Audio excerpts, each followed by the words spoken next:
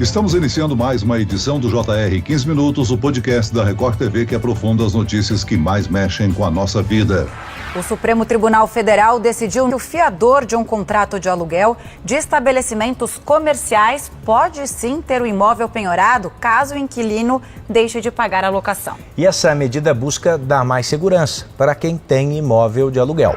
Pagar o aluguel em dia não tem sido fácil. O índice mais usado para reajuste nos contratos tem alta acumulada de 16% em 12 meses. E o Supremo Tribunal Federal decidiu que o fiador de um contrato de aluguel de estabelecimentos comerciais pode ter o imóvel penhorado caso o inquilino deixe de pagar a locação. O que muda com a decisão do STF e o que fazer para tentar manter os pagamentos em dia? O JR 15 Minutos recebe hoje o professor de Economia da Fundação Getúlio Vargas, Renan Gomes de Pieri. Bem-vindo, professor. Olá, Celso. Quem participa comigo dessa entrevista é o repórter da Record TV, Emerson Ramos. Emerson, combustível, cesta básica, aluguel, não está fácil para manter as contas em dia, hein? Olá, Celso, tudo bem? Pois é, a situação está complicada e as contas estão cada vez mais apertadas, né? Em relação ao aluguel, o Índice Geral de Preços de Mercado, o IGPM da Fundação Getúlio Vargas, que é a referência mais usada para reajuste de contratos, tem uma alta acumulada de mais de 16% nos últimos 12 meses. Só em fevereiro, o índice subiu 1,83%. Para se ter uma ideia do impacto no orçamento familiar, a inflação no período foi de pouco mais de 10%. Professor Renan, por que o IGPM subiu tanto?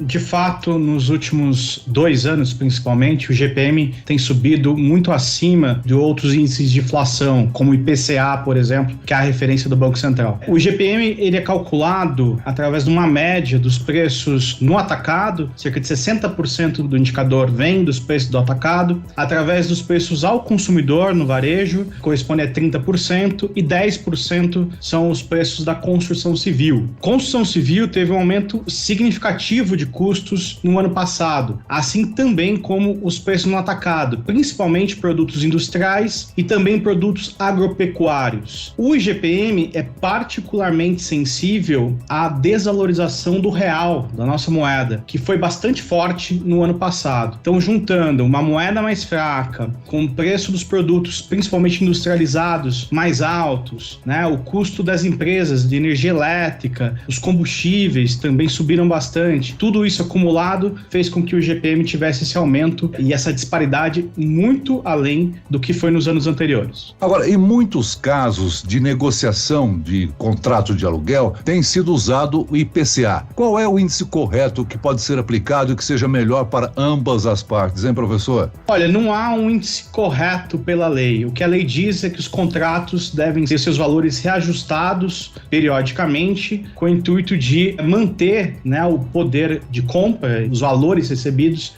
pelos locatários, mas não especifica qual o indicador. O IGPM, ele é um indicador calculado há bastante tempo e convencionou-se utilizá-lo nos reajustes dos contratos. Isso nunca foi um problema, porque em geral o IGPM e o IPCA, que é o principal índice por consumidor, sempre andaram juntos. Em momentos, inclusive, em que, recentemente, antes da pandemia, que o IGPM crescia menos que o IPCA, inclusive até uma deflação alguns anos atrás. Isso mudou agora que, com a pandemia e essa disparidade de crescimento do IGPM, que cresceu muito mais do que o IPCA, que surgiu essa questão de que talvez faça mais sentido você utilizar o IPCA como referência para reajuste dos contratos. O IPCA está mais focado ali no custo de vida do consumidor. E pensando numa residência, talvez tivesse mais sentido ser ajustado pelo IPCA do que pelo IGPM. Mas não tem regra. Isso pode ser acordado entre ambas as partes. A valor de hoje, o IGPM está na faixa de 16%, enquanto o IPCA algo em torno de 10%, né?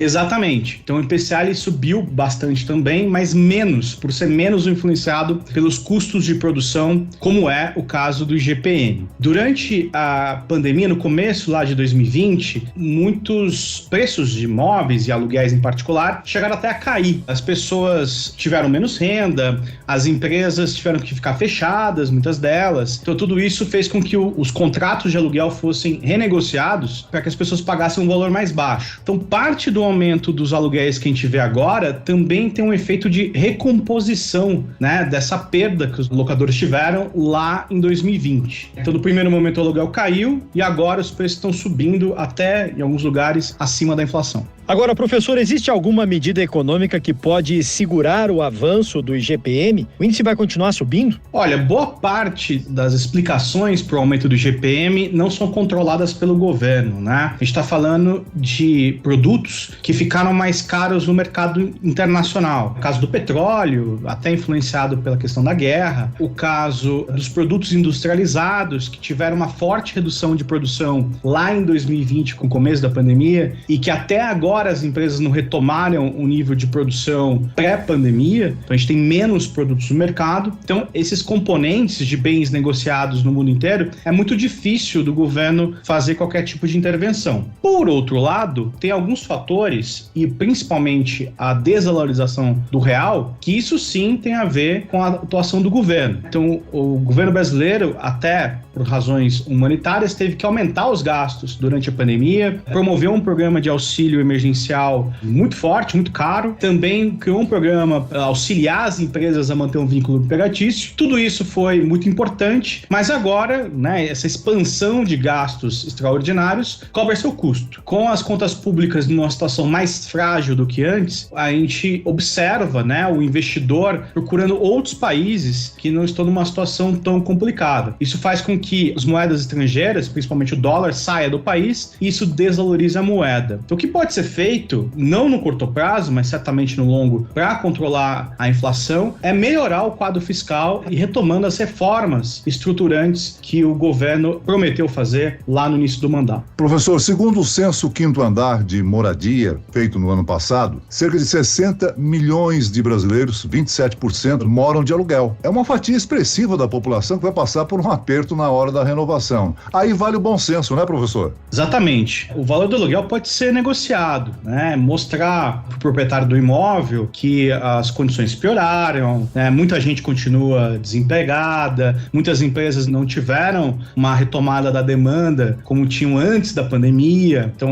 o mercado está melhorando, mas está melhorando devagar. Por outro lado, o custo de vida aumentou demais, né? Então faz sentido, e talvez seja também de interesse do proprietário, uma renegociação, porque para o proprietário, se ele também perder a pessoa que aluga, vai ficar difícil dele achar outra pessoa tão rapidamente. E esse tempo que o imóvel fica vazio é uma perda de recursos que certamente não é compensada pelo aluguel mais caro. Então é preciso analisar cada situação, conversar, expor a situação, ser franco, e certamente o contrato, o reajuste pode ser menor ou pode ser mais próximo do que foi o IPCA, pelo menos. Agora, um outro quesito que merece atenção é com relação a taxas que também sofrem reajustes, né? Além do aluguel, em geral, o locador paga condomínio, IPTU, seguro de incêndio, tudo deve ser calculado na hora de alugar e de renovar um contrato, né? O que a gente está observando agora, claro que os imóveis também estão se valorizando, né? O mercado está um pouco mais aquecido agora do que estava antes, então isso naturalmente leva os aluguéis a ficarem mais caros. Além disso, o fato de os imóveis estarem se tornando menores, né? Os novos empreendimentos são de imóveis de uma metragem menor, o que encarece o valor por metro quadrado. Mas além dessas condições específicas do mercado imobiliário, você também tem um fenômeno de inflação, de crescimento generalizado de preços. Então o condomínio vai ter que reajustar o valor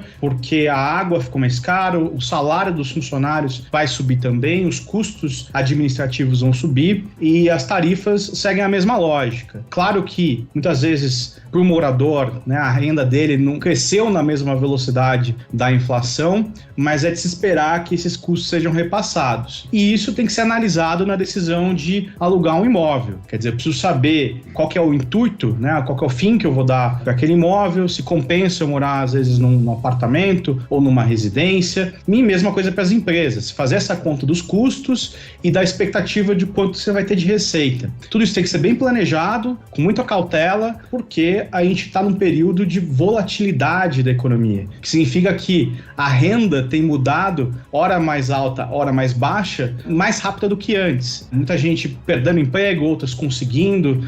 Então é um período para ser mais cauteloso e certamente cuidar bastante da parte do planejamento. Professor, tem uma mudança que veio de Brasília. O Supremo Tribunal Federal decidiu que o fiador de um contrato de aluguel de estabelecimentos comerciais pode ter o imóvel penhorado caso o inquilino deixe de pagar o aluguel. Essa medida busca dar mais tranquilidade para os donos de imóveis? Certamente. Existe uma dificuldade para quem vai alugar um imóvel de encontrar um fiador. Você tem uma série de exigências sobre a renda desse fiador e agora também, com essa novidade do STF, o fiador ele acaba ficando numa situação mais arriscada do que antes. Então, por um lado, fica mais difícil para um locatário encontrar um fiador adequado. Por outro lado, isso pode reduzir, muitas vezes, até o valor do aluguel, né? Porque isso dá uma segurança a mais para o proprietário do imóvel de que se o locatário não pagar, ele vai receber de alguma forma, ou pelo menos em algum momento, o valor que não foi pago, né? Então, essa segurança, esse prêmio de risco, como a gente chama na literatura, faz com que os aluguéis ficassem mais caros, né? Uma vez que o proprietário do imóvel percebe esse risco. Se o risco é menor, naturalmente, os contratos de aluguéis podem ter reajustes menores. Agora, tem um alerta que a gente tem que fazer aqui, né? A decisão permite que o chamado bem de família pode ser penhorado, no caso do fiador. Professor Renan, o que é um bem de família?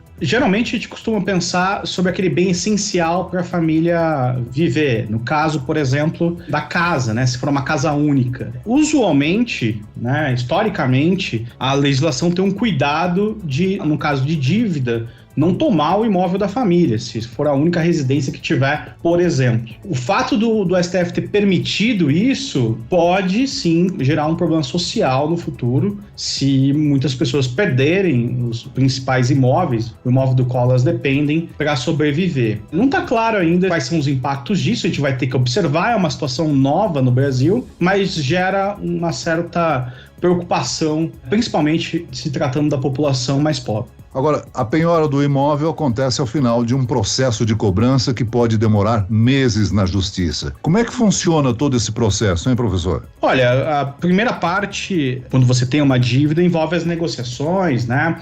As partes são chamadas a tentar uma solução negociada, mas eventualmente a dívida pode ser executada com o passar do tempo e se os acordos não forem cumpridos ou se não tiver acordo. Então é um processo em geral longo que dá tempo, né, para a parte devedora de encontrar meios ou tentar pelo menos encontrar meios para sanar a dívida, mas eventualmente isso pode ser executado. De novo, não está claro ainda como é que isso vai ser feito e qual vai ser o percentual dos casos de dívida em que será cobrado o imóvel da família, o bem familiar. Mas é um processo burocrático, inclusive esse tempo de burocracia também é uma das questões que pode gerar aluguéis mais caros, né? Um custo que a gente chama de custo de transação nessa relação de conseguir receber uma dívida e pode sim gerar problemas, né? Eu imagino que agora com o envolvimento dos bens familiares, esse tempo pode ser ainda maior de tramitação do processo. Agora, o costume usual é buscar-se um fiador para fazer um contrato de locação, né? Mas existem outras modalidades de garantia de aluguel, né? Exato, você pode ter um cheque bolsão, né? Você coloca alguns meses, deixa como garantia de pagamento, né? Se o aluguel não for pago. Seriam os 3 meses de aluguel antecipado ou não? Exatamente, você antecipa os 3 meses de aluguel, a praxe é 3 meses, não tem nenhuma regulamentação específica sobre isso, e aí o proprietário do imóvel pode executar esse valor caso não verifique o pagamento, né? Então isso já dá uma proteção para o proprietário. Também, né, hoje você tem algumas seguradoras que prestam esse serviço de substituir o fiador. Então, o caso o locatário não vai ter um fiador atrelado àquele contrato, mas tem uma seguradora que garante ali o pagamento, o locatário não pague. Isso tem sido cada vez mais utilizado, principalmente por pessoas que migram, né, de uma cidade para outra, porque muitas vezes a exigência do fiador é de alguém da cidade, que tenha residência na cidade, inclusive. Então isso facilitou bastante as pessoas que vêm de fora para alugar uma casa. Muito bem, nós chegamos ao fim desta edição do 15 Minutos.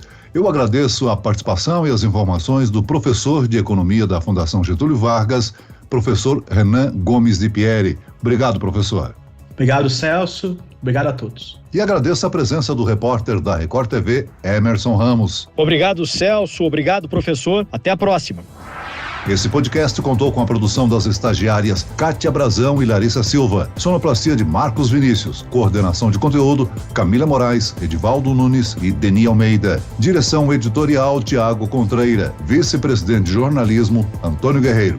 E eu, Celso Freitas, te aguardo no próximo episódio. Até amanhã.